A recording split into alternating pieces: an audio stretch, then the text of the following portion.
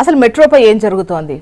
నెలన్నర క్రితమే ముఖ్యంగా మెట్రోకు సంబంధించి పూర్తిగా సహకరిస్తామనడం అండ్ దానికి సంబంధించి అంటే ఫస్ట్ ఫేజ్ టేక్ ఓవర్ కావచ్చు అండ్ సెకండ్ ఫేజ్ విస్తరణకు సంబంధించి కావచ్చు, వీటన్నిటిపైన ఎంత ఖర్చు అవుతుంది ఏంటి వివిధ లెక్కలకు సంబంధించి నివేదిక ఇచ్చేందుకు ఎస్బీఐ క్యాప్స్కి అందించిన విషయం తెలిసిందే. బట్ ఇప్పటి వరకు దాని దగ్గర నుంచి ఎటువంటి నివేదిక వచ్చినటువంటి పరిస్థితి అయితే కనిపించట్లేదు. మరోవైపు రాష్ట్ర ప్రభుత్వాన్ని 13,600 కోట్లు సేకరించుకోవాలని చెప్పేసి కేంద్రం చెప్పినట్టుగా తెలుస్తోంది. రాష్ట్ర ప్రతినిధిగా జయేష్ రంజన్ను ప్రకటించారు. బట్ అటు కేంద్రం నుంచి ప్రతినిధి అయితే ప్రకటన ఇంతవరకు మనకు కనిపించలేదు. అసలు ఏం జరుగుతుంది దీనిపై ఇటు రాష్ట్ర ప్రభుత్వం నుంచి కావచ్చు ప్రతిపక్షాల నుంచి కావచ్చు విమర్శలు వ్యక్తమవుతున్నటువంటి క్రమంలో డిస్కస్ చేద్దాం. గెస్టులు సిద్ధంగా ఉన్నారు. బీజేపీ సీనియర్ నాయకులు అమర్నాథ్ గారు. నమస్తే అండి అమర్నాథ్ గారు, welcome to the debate. Sumitra Anand గారు, వీరు బీఆర్ఎస్ సీనియర్ నాయకురాలు.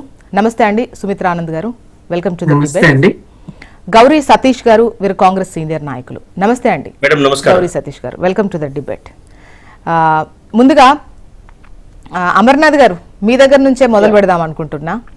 చెప్పండి మేడం. సో గతంలో అంటే వాళ్ళు కొన్ని డిమాండ్స్ చెయ్యడము 50-50 రేషియోలోన ఇటువంటి లెక్కలు జరగడము, ఆ తర్వాత చర్చలు జరగడము సాఫీగా సాగిపోతుంది అనుకుంటున్నటువంటి క్రమంలో నెలన్నర అయినా కూడా కేంద్రం దగ్గర నుంచి ఎటువంటి పురోగతి లేదు అనేటువంటి దానిపైన ఇక్కడ రాష్ట్ర ప్రభుత్వం నుంచి కూడా విమర్శలు వస్తున్నాయి.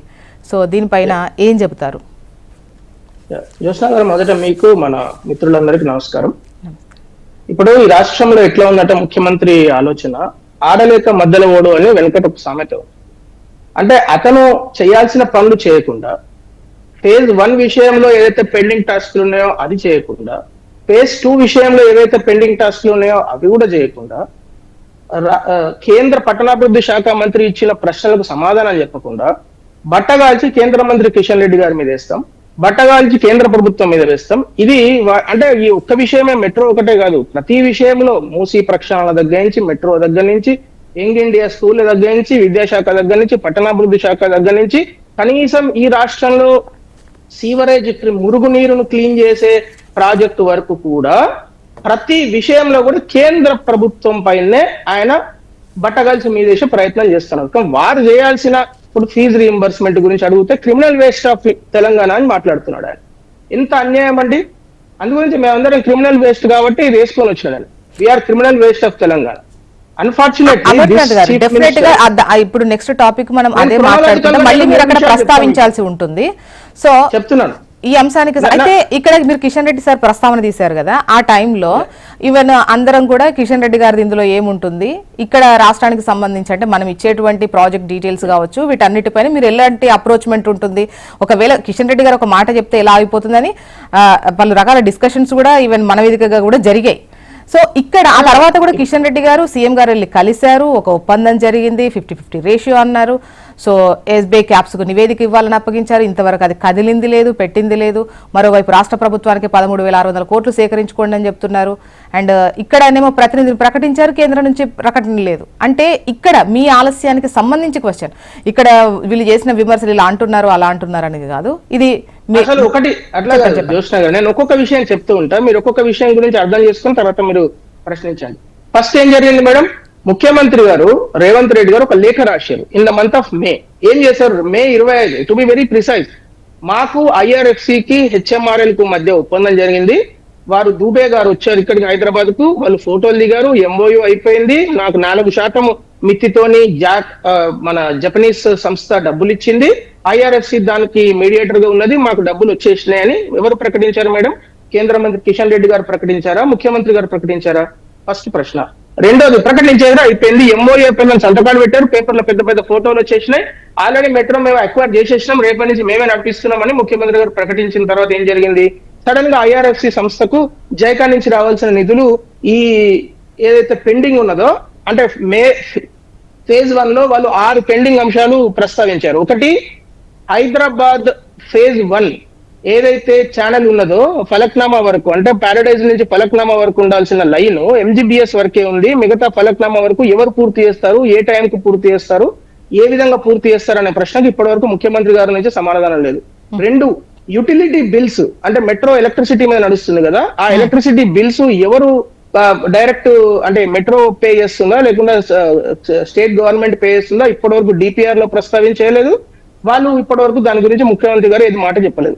3, హెరిటేజ్ విషయంలో 418 సబ్జెక్టు కరెక్షన్ నెంబరు 418 హెరిటేజ్ కట్టడాలు ఉన్నాయి, ఏది ఫలక్నామా వరకు లైన్ లో. దాని మీద అఫిడవిట్ సబ్మిట్ చేయలేదండి స్టేట్ గవర్నమెంట్. ఇప్పటి వరకు అన్యాయం ఏంటంటే హైకోర్టులో కేసు నడుస్తున్నది. కేసు వేసింది ఆ కట్టడాల యజమానులు, కేసు వేసింది ఎంఐఎం పార్టీ. ఎంఐఎం దోస్తాని వల్ల ఇప్పటి వరకు స్టేట్ గవర్నమెంట్, అప్పుడున్న బీఆర్ఎస్ ప్రభుత్వము, ఇప్పుడున్న కాంగ్రెస్ ప్రభుత్వము 8 సంవత్సరాల నుంచి అఫిడవిట్ కూడా సబ్మిట్ చేయలేదు హైకోర్టులో. కావాలంటే మీరు వెళ్ళి కనుక్కోండి, నేను చెప్పే ఏది అబద్ధం లేదు. 4వది, ఇప్పటి వరకు ఓల్డ్ సిటీ యొక్క కాంపెన్సేషన్ డిసైడ్ చేయలేదు.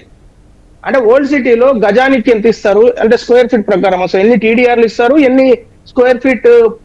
ఇప్పుడు సపోజ్ మీరు ప్యారడైజ్ దగ్గర తీసుకోండి, 80,000 రూపాయలు ఇచ్చినాము. అట్లాగే అక్కడ కూడా డిసైడ్ కావాలి కదా, ఇప్పుడు డిసైడ్ చేయలేదు 8 ఏళ్ల నుంచి. విచిత్రం ఏంటంటే ఇప్పుడు ఈ ఎస్బీఐ క్యాప్స్ నివేదిక అంటే ఏ యాంగిల్ లో ఇవ్వాలి? ఈ నివేదిక కంప్లీట్ చేయండి. ఇప్పుడు కాదండి, ఇలా ఇప్పుడు మీరు మొత్తం చెప్పుకుంటూ వెళ్ళిపోతారు.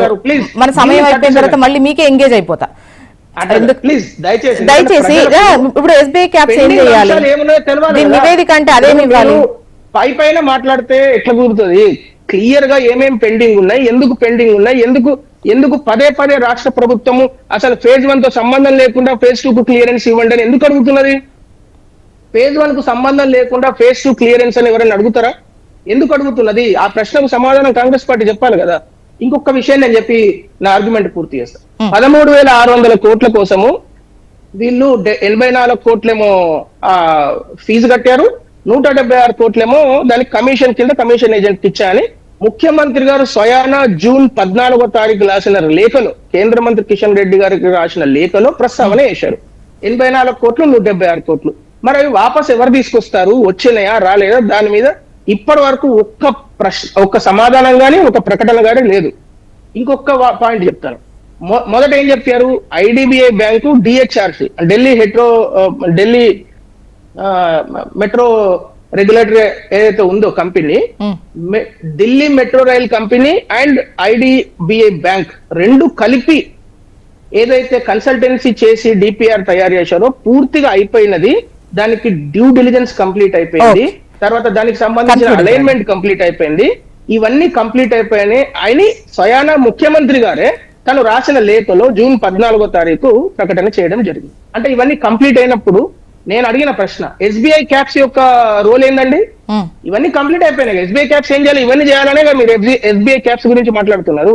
ఇవన్నీ కంప్లీట్ అయినాయని ముఖ్యమంత్రి గారే ప్రకటించినప్పుడు సింపుల్ గా పైన హెడ్డింగ్ ఎస్బీఐ క్యాప్స్ అని రాసుకుంటే అయిపోతుంది.